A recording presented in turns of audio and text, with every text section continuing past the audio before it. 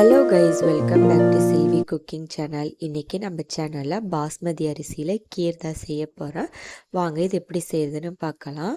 1/4 class basmati அரிசி எடுத்திருக்கேன். இதை வாஷ் பண்ணிவிட்டு தண்ணி ஊற்றி வச்சிடலாம். 1 கப் பால் எடுத்திருக்கேன். இதில் போடுறதுக்காக நட்ஸ் எல்லாம் எடுத்து வச்சுருக்கேன். இப்போ நம்ம பால் காய்ச்சிக்கலாம்.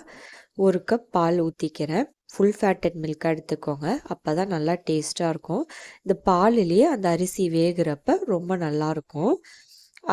பால் நல்லா கொதித்து வந்ததுக்கப்புறம் அதில் அரிசியை சேர்த்துக்கிறேன். அரிசி நல்லா வேகட்டும் பாலிலேயே. இப்போ இதில் நம்ம நட்ஸு சேர்க்கறதுக்காக நட்ஸு வறுத்துக்கலாம் நெய்யில். இனிப்பு எடுத்து கொடுக்கறதுக்காக 1 பிஞ்ச் உப்பு சேர்த்துக்கிறேன்.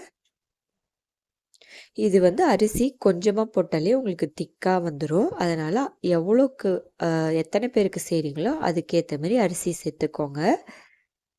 இப்போ நெய் ஊற்றி நட்ஸ் எல்லாம் நம்ம வறுத்துக்கலாம்.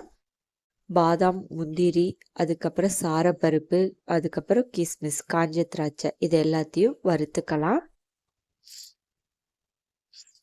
லைட்டாக கோல்டன் கலரில் வந்தது நிறுத்தி எடுத்துருங்க.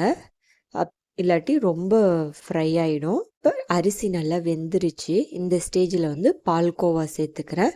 ஸ்வீட்னஸ் இல்லாதது சேர்த்துக்கிறேன். 2 டேபிள் ஸ்பூன் சர்க்கரை சேர்த்துக்கிறேன். நீங்கள் ஸ்வீட் இருக்கிற மாதிரி சேர்த்துக்கிட்டிங்கன்னா அதுக்கேற்ற மாதிரி சர்க்கரையை கம்மி பண்ணிக்கோங்க. பால்கோவா சேர்த்து செய்கிறப்போ ரொம்ப டேஸ்ட்டாக இருக்கும். பால்கோவாக்கு பதிலாக மில்க் மேடு கூட சேர்த்துக்கலாம். இதில் ஏலக்காய் தூள் சேர்த்துக்கிறேன். இப்போ சர்க்கரை எல்லாம் கரைஞ்சதுக்கப்புறம் ஏலக்காய் தூள் சேர்த்துட்டு நம்ம வறுத்து வச்சுருந்தோம்ல நட்ஸு, அதையும் இதில் சேர்த்துட்டு நல்லா மிக்ஸ் பண்ணி விட்டுட்டு 5 நிமிஷத்துக்கு அப்புறம் ஸ்டவ்வை ஆஃப் பண்ணிடுறேன். இது சூடாக சாப்பிட்டாலும் ரொம்ப டேஸ்ட்டாக இருக்கும். அப்படி இல்லாட்டி ஃப்ரிட்ஜில் வச்சுட்டு சில்லுன்னு சாப்பிட்டாலும் ரொம்ப டேஸ்ட்டாக இருக்கும். அதுவும் பால்கோவாலாம் போட்டு செஞ்சுருக்கிறப்ப அவ்வளோ க்ரீமியாக இருக்கும்.